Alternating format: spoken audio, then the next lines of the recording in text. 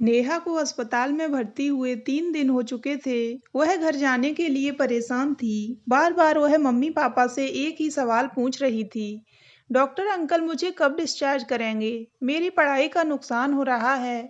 15 सितंबर से मेरे इंटरनल शुरू हो जाएंगे। अभी मैंने तैयारी भी नहीं की है। अस्पताल में भर्ती होने की वजह से मैं पूजा के साथ खेल भी नहीं पा रही हूँ। मेरा मन उसके साथ खेलने को कर रहा है। यहाँ मुझे बिल्कुल भी अच्छा नहीं लगता। इसलिए मुझे जल्दी से घर ले चलो। नेहा की इन बातों का कोई जवाब उसके मम्मी पापा के पास नहीं था। मम्मी पापा को चुप देखकर उसने पूछा, मम्मी पूजा आ गई क्या? नहीं बेटा, अभी तो 7 बजने में 10 मिनट बाकी हैं। वह तो 7 बजे के बाद आती है। आप आराम से नाश्ता कर लीजिए। जी मम्मी, नेहा ने बड़े ही इत्मीनान से कहा। नेहा इंदौर में जीजीआईसी में 6वीं में पढ़ती थी। वह अपनी सहेली पूजा के साथ स्कूल जाती थी। पूजा उसके पड़ोस में ही रहती थी। दोनों में गहरी दोस्ती थी। कभी नेहा पूजा के घर जाकर होमवर्क करती तो कभी पूजा उसके घर आ जाती। होमवर्क के बाद दोनों साथ साथ खेलती। उस दिन जब हिंदी के टीचर विनोद प्रसाद पढ़ा रहे थे तो उनकी नज़र नेहा पर चली गई। वह चुपचाप सिर झुकाए बैठी थी। उन्हें लगा कि नेहा को कोई परेशानी है तो उन्होंने पूछा, क्या बात है नेहा? विनोद प्रसाद के इस सवाल पर नेहा चौंकी। उसने धीरे से कहा, कुछ नहीं सर, थोड़ा पेट में दर्द है। नेहा बेटा, आपको पहले बताना चाहिए। अभी आपके लिए ऑफिस से दवा मंगवाता हूँ। विनोद प्रसाद ने ऑफिस से दवा मंगा कर खिलाई तो नेहा को थोड़ा आराम मिल गया। दोपहर 1 बजे छुट्टी हुई तो वह पूजा के साथ घर आ गई। घर आकर उसने स्कूल बैग एक ओर फेंका और सोफे पर लेट गई। उसकी मम्मी राधिका ने उसके सिर पर हाथ फेरते हुए कहा, बेटा कपड़े बदलकर हाथ मुंह धो लो। उसके बाद खाना खाकर आराम कर लेना। मुझे भूख नहीं है मम्मी, अभी कुछ भी खाने का मन नहीं हो रहा है, नेहा ने कहा। थोड़ा ही खा लो, आज मैंने आपकी पसंद का खाना बनाया है। कहा ना मम्मी, मुझे भूख नहीं है। प्लीज मम्मी, जिद मत कीजिए। मेरे पेट में दर्द हो रहा है, इसलिए खाने का मन नहीं हो रहा है। बेटा, जब आपके पेट में दर्द हो रहा है तो आपको स्कूल नहीं जाना चाहिए था। पापा आते ही होंगे, उनसे आपके लिए दवा मंगवाती हूँ। मम्मी, स्कूल में विनोद सर ने दवा दी थी। दवा खाने के बाद थोड़ा आराम मिल गया था, लेकिन अभी फिर दर्द होने लगा है। मम्मी, मेरे पेट में कई दिनों से इसी तरह रुक रुक कर दर्द हो रहा है। कभी हल्का दर्द होता है तो कभी अचानक बहुत तेज दर्द होने लगता है। नेहा ने पेट दबा कर कहा। नेहा अपनी बात कह ही रही थी कि उसके पापा राकेश उसके पास आकर खड़े हो गए। हेलो नेहा बेटा, मेरी बच्ची कैसी है? लो, पापा का नाम लिया और वह आ गए। राधिका ने नेहा के बाल सहलाते हुए कहा। हेलो पापा, नेहा ने धीमी आवाज में पापा का स्वागत किया। राधिका, नेहा को कुछ हुआ है क्या जो इतनी सुस्त लग रही है? परेशान होने की कोई बात नहीं है, इसके पेट में थोड़ा दर्द है। राकेश ने नेहा को गोद में बिठाकर प्यार से उसकी नाक पकड़कर हिलाई तो कुछ कहने के बजाय नेहा ने मुस्कुरा दिया। रात को होमवर्क करने के बाद वह सिर्फ एक गिलास दूध पीकर सो गई। अगले दिन सुबह नेहा स्कूल जाने के लिए नहीं उठ सकी। राधिका उसे जगाने आई तो वह उदास लेटी छत को एकटक ताक रही थी। नेहा के मासूम चेहरे पर आंखों से बहे आंसू सूख कर अपने वजूद की गवाही दे रहे थे। मम्मी कब उसके पास आकर बैठ गईं, नेहा को पता ही नहीं चला। राधिका ने प्यार से उसके सिर पर हाथ फेरते हुए उसके मासूम चेहरे को ध्यान से देखा। उन्हें लगा कि नेहा कुछ ज्यादा ही परेशान है तो उन्होंने पूछा, बेटा मम्मा को बताओ ना, क्या बात है? आपने होमवर्क नहीं किया क्या, या फिर स्कूल के टीचर आपको डांटते हैं? मम्मी, ऐसी कोई बात नहीं है। मैं अपना सारा काम कंप्लीट रखती हूँ, इसलिए मुझे कोई टीचर नहीं डांटता, नेहा ने दबी आवाज में कहा। तो फिर क्या बात है बेटा? मम्मी, कुछ दिनों से मेरे पेट में दर्द रहता है। मेरा पेट भी पहले से बड़ा हो गया है। राधिका ने नेहा की फ्रॉक को ऊपर की ओर खिसका कर उसके पैर को गौर से देखा तो उन्हें लगा कि शायद नेहा के पेट में सूजन आ गई है। उन्होंने यह बात राकेश को बताई तो उन्होंने पत्नी को तसल्ली देते हुए कहा, चलो आज इसे डॉक्टर को दिखा देते हैं। लापरवाही करना ठीक नहीं है। राधिका, तुम इसे नाश्ता कराओ, तब तक मैं नहा धोकर तैयार हो जाता हूँ। ठीक 11 बजे राकेश और राधिका नेहा को लेकर अस्पताल पहुंच गए। उन्होंने नंबर लिया और डॉक्टर राहुल जैन के चैम्बर के सामने पड़े सोफे पर बैठ गए। नंबर आने पर वह नेहा को लेकर अंदर गए, जबकि राधिका बाहर ही बैठी रही। डॉक्टर राहुल जैन ने नेहा से कई सवाल किए। इसके बाद उन्होंने कहा, पहले आप बच्ची की सोनोग्राफी करा लीजिए। उसके बाद जो रिपोर्ट आएगी उसके अनुसार ही इलाज होगा। डॉक्टर की पर्ची और नेहा को साथ लेकर राकेश अस्पताल में उस ओर बढ़ गए जिधर सोनोग्राफी होती थी। सोनोग्राफी की रिपोर्ट 2 घंटे बाद मिल गई। राकेश राधिका और नेहा को सोफे पर बिठाकर अकेले ही डॉक्टर की केबिन में दाखिल हो गए। रिपोर्ट देखकर डॉक्टर जैन सन्न रह गए। उनके चेहरे से लगा जैसे रिपोर्ट पर उन्हें विश्वास नहीं हुआ हो। उन्होंने एक बार फिर रिपोर्ट को गौर से देखा। उसके बाद दबे स्वर में कहा, mister Rakesh, Neha is pregnant. यह सुनकर राकेश अवाक रह गए। वह जिस तरह बैठे थे उसी तरह बैठे रह गए, मानो कुछ सुना ही न हो। वह डॉक्टर जैन को बिना पलक झपकाए देखते रह गए, जबकि उन्हें कुछ दिखाई नहीं दे रहा था। उनकी आंखों के सामने अंधेरा छा गया था। मिस्टर राकेश, खुद को संभालिए, डॉक्टर जैन ने उन्हें दिलासा देते हुए कहा। राकेश पसीने से पूरी तरह तर हो चुके थे। एक बारगी उठकर बाहर आ गए। उनका हाल देखकर राधिका सहम उठी। डरते डरते पूछा, रिपोर्ट देखकर क्या बताया डॉक्टर ने? राकेश किस तरह बताते कि उनकी कली जैसी बेटी मां बनने वाली है। वह निढाल होकर सोफे पर बैठ गए। क्या बात है जी? राधिका ने बेचैनी से पूछा। आप बताइए ना, क्या हुआ है मेरी बच्ची को? आप बताते क्यों नहीं? राकेश की खामोशी राधिका के दिल में नस्तर की तरह चुभ रही थी। पत्नी को बेचैन देखकर राकेश ने रुंधी आवाज में कहा, घर चलकर बताता हूँ। 2 किलोमीटर का सफर पूरा होने में जैसे युग लग गया। इस बीच राधिका के मन में न जाने कितने ख्याल आए। तरह तरह की आशंकाएं उसे परेशान करती रहीं। घर पहुंचकर राकेश ने नेहा को बिस्तर पर लिटाकर आराम करने को कहा। लेटने के बाद नेहा ने पूछा, पापा, डॉक्टर अंकल ने क्या बताया? मेरे पेट का दर्द कब ठीक होगा? मेरे टेस्ट होने वाले हैं। आप डॉक्टर अंकल से कहिए कि मुझे जल्दी से ठीक कर दें, वरना पूजा के नंबर मुझसे ज़्यादा आ जाएंगे।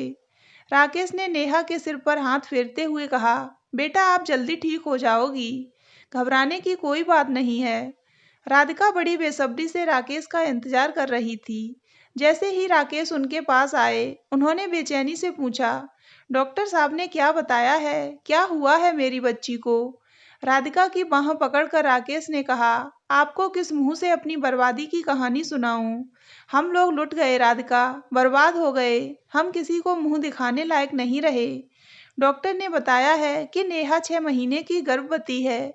राकेश का इतना कहना था कि राधिका को ऐसा लगा कि सब कुछ घूम रहा है। आंखों के सामने अंधेरा छाने लगा है। वह गिरी और बेहोश हो गई। राकेश उसके मुंह पर पानी के छींटे मारते हुए उसे होश में लाने की कोशिश करने लगे। कभी वह उनका मुंह पकड़कर हिलाते तो कभी कहते, उठो राधिका, उठो, खुद को संभालो, वरना नेहा का क्या होगा। कुछ देर में राधिका उठी और पति के गले लगकर फपक फपक कर रोने लगी। पति पत्नी की समझ में नहीं आ रहा था कि यह सब कैसे हुआ। किसने नेहा के साथ यह गंदा काम किया? रोते रोते राधिका ने कहा, हमारी बेटी के साथ यह नीच हरकत किसने की? किसने मासूम कली को बेरहमी से मसल दिया? उस कमीने को हमारी मासूम बेटी पर जरा भी तरस नहीं आया। उसने हमें समाज में मुंह दिखाने लायक नहीं छोड़ा। इसके बाद आंचल से आंखें साफ करके राधिका नेहा के पास आ गई। प्यार से उसके सिर पर हाथ फेरते हुए कहा, बेटी नेहा, अब तबीयत कैसी है? मम्मी, अब थोड़ा ठीक है, लेकिन बीच बीच में दर्द होने लगता है, नेहा ने मासूमियत से कहा। डॉक्टर अंकल ने कहा है कि नेहा बहुत जल्दी ठीक हो जाएगी। राकेश ने दिल पर पत्थर रखकर मुश्किल से बेटी को समझाया। पति पत्नी में से किसी की हिम्मत नहीं हो रही थी कि नेहा से किस तरह से इस मुद्दे पर बात करें, लेकिन बात तो करनी ही थी। आखिर राधिका ने नेहा से बड़े प्यार से पूछा, बेटा, आपके साथ स्कूल में किसी ने गलत काम किया है क्या? नहीं मम्मी, किसी ने मेरे साथ कोई गलत काम नहीं किया है। एक माँ बाप के लिए शायद दुनिया में सबसे बुरा सवाल यही होगा। खैर, काफी समझाने बुझाने पर नेहा ने बताया, पवन भैया मेरे साथ गंदा काम करते थे। पवन नेहा की बुआ यानी राकेश की बहन का बेटा था। इसलिए उसके घर आने जाने में किसी तरह की कोई पाबंदी नहीं थी। नेहा के इस जवाब से पति पत्नी सिर थाम कर बैठ गए, घर का भेदी लंका ढाए। नेहा को गले लगाकर राधिका ने उसके कान के पास अपना मुंह ले जाकर लगभग फुसफुसाते हुए पूछा, बेटा आपके साथ पवन भैया कब से यह गंदा काम कर रहा था? आपने मम्मी पापा को यह बात पहले क्यों नहीं बताई? नेहा के आंसू नाजुक गालों से होते हुए राधिका के कंधे को भिगो रहे थे। उसने सिसकते हुए कहा, मम्मी आपको कैसे बताती? पवन भैया मुझे मार देते। वह मेरे साथ गलत काम करते थे। उसके बाद कहते थे कि किसी को कुछ बताया तो तेरा गला दबाकर जान ले लूंगा। नेहा अभी भी उस बहसी को भैया कह रही थी। राधिका ने पूछा, बेटा आपके साथ यह गंदा काम कब से हो रहा था? मम्मी जब आप घर का सामान लेने बाजार जाती थीं, उसी बीच भैया आकर मेरे साथ जबरदस्ती करते थे। उसके बाद चॉकलेट देते। मैं चॉकलेट लेने से मना करती तो मुझे मारने की धमकी देते। किसी से कुछ बताने को भी मना करते थे। मम्मी मैं बहुत डर गई थी, इसलिए आप लोगों को कुछ नहीं बता पाई। कोई बात नहीं बेटा, राकेश ने खुद को झूठी दिलासा देते हुए कहा। सुनिए जी, अब क्या किया जाए? राधिका ने पूछा। कुछ भी हो, मैं इस बहसी को जिंदा नहीं छोड़ूंगा। इसके लिए चाहे मुझे जेल ही क्यों न जाना पड़े, राकेश ने कहा। नहीं, पहले आप नेहा के बारे में सोचिए। चलो डॉक्टर जैन को एक बार और दिखाएं और नेहा का अबॉर्शन कराना जरूरी है। उसके बाद आगे की कार्यवाही करेंगे। यह भी ठीक रहेगा। राकेश ने मर्जी के विपरीत हामी भरी। इसके बाद अस्पताल जाकर डॉक्टर जैन से नेहा का गर्भ गिराने के लिए कहा। तो डॉक्टर जैन ने कहा, देखिए मिस्टर राकेश, यह पुलिस केस है, इसलिए पहले आप एफआईआर कराएं, उसके बाद ही कुछ हो सकता है। डॉक्टर साहब, ऐसा अत्याचार मुझ पर मत कीजिए। मैं वैसे ही बहुत परेशान हूँ, अब आप भी परेशान न करें, राकेश ने गिड़गिड़ाते हुए कहा। देखिए, आप समझने की कोशिश कीजिए राकेश जी। आपकी बेटी 6 महीने की गर्भवती है, इसलिए उसका अबॉर्शन नहीं किया जा सकता। उसकी जान को खतरा हो सकता है। डॉक्टर साहब, अब हम इस पाप का क्या करें? हम तो किसी को मुंह दिखाने लायक नहीं रहे। राकेश जी, आप समझने की कोशिश कीजिए। ऐसा करने से नेहा की जान जा सकती है। फिर यह गैरकानूनी भी है। So I am sorry. Doctor Rahul Jain ने हाथ खड़े कर दिए। नेहा 3 दिनों से अस्पताल में भर्ती थी। वह मम्मी पापा से बार बार पूछ रही थी कि अस्पताल से उसे कब छुट्टी मिलेगी। उसकी पढ़ाई का नुकसान हो रहा है। 15 तारीख से उसके इंटरनल शुरू होने वाले हैं, जबकि उसने अभी तैयारी भी नहीं की है। उसे पूजा के साथ खेलना है। राकेश ने कोर्ट से नेहा का गर्भपात कराने की इजाज़त मांगी, लेकिन फिलहाल अभी उन्हें इसमें कामयाबी नहीं मिली है। पवन के खिलाफ थाने में विभिन्न धाराओं के अंतर्गत मुकदमा दर्ज करा दिया गया है। उसकी धरपकड़ के लिए पुलिस जगह जगह छापे मार रही है, लेकिन अभी वह पकड़ा नहीं जा सका है। पुलिस ने उसकी गिरफ्तारी के लिए उसका फ़ोन नंबर ही नहीं, उसके दोस्तों, रिश्तेदारों और घरवालों के फ़ोन नंबर सर्विलांस पर लगा रखे हैं। अब देखना यह है कि क्या कोर्ट राकेश की फरियाद पर नेहा का गर्भपात कराने की इजाज़त देता है। इसके लिए कोर्ट पहले डॉक्टरों के पैनल से रिपोर्ट मांगेगा कि गर्भपात कराने से 12 साल की बच्ची को कोई नुकसान तो नहीं पहुंचेगा। इस रिपोर्ट के बाद हाईकोर्ट फैसला देगा। लेकिन फैसला आने तक राकेश और राधिका के लिए एक एक पल गुजारना बरसों गुजारने के बराबर हैं, जो उन्हें हर एक पल बर्बादी का एहसास दिलाता है।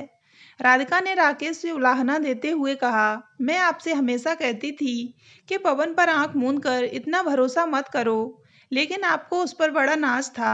आप हमेशा मेरी बातों को नज़रअंदाज करते थे। राधिका, अब बस भी करो। मैं वैसे ही बहुत परेशान हूँ। मुझे क्या पता था कि वह मेरे भरोसे का इतना बुरा सिला देगा। चलो, मैं तुम्हारी बात मानता हूँ कि अगर पवन को इतनी छूट न देता तो आज हमें यह दिन देखना नहीं पड़ता। इसके बाद एक लंबी सांस लेकर राकेश ने आगे कहा, चलो मान लिया मेरी गलती से यह हुआ, लेकिन तुम्हारी भी गलती कम नहीं है। नेहा को प्रेग्नेंट हुए आज पूरे 6 महीने हो गए हैं और तुम्हें इसकी जरा भी भनक नहीं लग सकी। राधिका, मैं तो पूरा दिन ऑफिस में रहता हूँ, लेकिन तुम भी तो नेहा का ध्यान नहीं रख पाई। उस दरिंदे के भरोसे नेहा को अकेली छोड़कर क्यों बाजार चली जाती थी? तुम्हें नेहा से हर तरह की पूछताछ करनी चाहिए थी। तुम उसकी माँ होने के साथ साथ उसकी सखी सहेली भी हो। सुनो राधिका, होनी को कोई नहीं टाल सकता, लेकिन सावधानी जरूरी है। हर किसी पर भरोसा नहीं करना चाहिए। चाहे कोई कितना भी सगा रिश्तेदार क्यों ना हो। तो दोस्तों, अगर आपको ये कहानी अच्छी लगी हो तो वीडियो को लाइक करें और ऐसी ही अन्य कहानियाँ सुनने के लिए हमारे चैनल को सब्सक्राइब अवश्य करें।